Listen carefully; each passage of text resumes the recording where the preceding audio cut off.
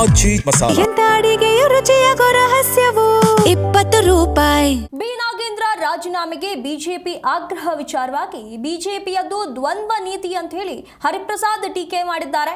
Bihar CM ವಿರುದ್ಧ ಹಲವು ಕೊಲೆ ಆರೋಪಗಳಿವೆ. ಹಾಗೆ ಅಮಿತ್ ಶಾ ವಿರುದ್ಧ ದ್ವೇಷ ಭಾಷಣದ ಪ್ರಕರಣಗಳು ಕೂಡ ಇವೆ.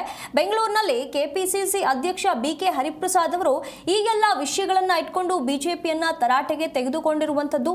ಪಿಎಂ ಕೇರ್ಸ್ ಫಂಡ್ ವಿಚಾರದಲ್ಲೂ ಕೂಡ ಭ್ರಷ್ಟಾಚಾರ ನಡೆದಿದೆ.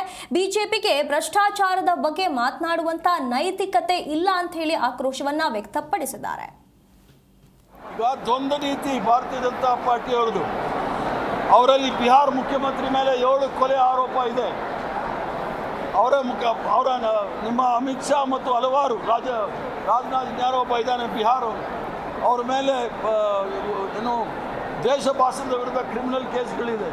ಭ್ರಷ್ಟಾಚಾರದಲ್ಲಿ PM ಕೇರ್ ಫಂಡಲ್ಲಿ PM ಮೇಲೆ ಆರೋಪ ಇದೆ. ರಾಮ ಮಂದಿರದ ಲೂಟಿ, ವಾಲ್ಮೀಕಿ ಬರೆದಂಥ ರಾಮನ ಹೆಸರಿನಲ್ಲೇ ಲೂಟಿ ಮಾಡ್ತಕ್ಕಂಥ ಹುಂಡಿ ಕಳ್ಳರಿಗೆ ಯಾವುದೇ ನೈತಿಕ ಹಕ್ಕಿಲ್ಲ ಯಾರಾದರೂ ಭ್ರಷ್ಟಾಚಾರದ ಬಗ್ಗೆ ಮಾತಾಡಲಿಕ್ಕೆ. ಆ ಥರ ಏನಾದರೂ ಇವರಿಗೆ ಧೈರ್ಯ ಇದ್ದರೆ ಒಂದು ನೋಟಿಸ್ ಕೊಟ್ಟು ಚರ್ಚೆ ಮಾಡೋಕ್ಕೆ ಹೇಳಿ. ಅದಲ್ಲದೆ ಕೇವಲ ರಾಜಕಾರಣಕ್ಕೋಸ್ಕರ ಒಬ್ಬ ST ಸಮುದಾಯದವನ್ನ ಇದು ಟಾರ್ಗೆಟ್ ಮಾಡಿ ಅವ್ರನ್ನ ಅಪಮಾನ ಮಾಡ್ತಕ್ಕಂಥದ್ದು ಸರಿಯಲ್ಲ.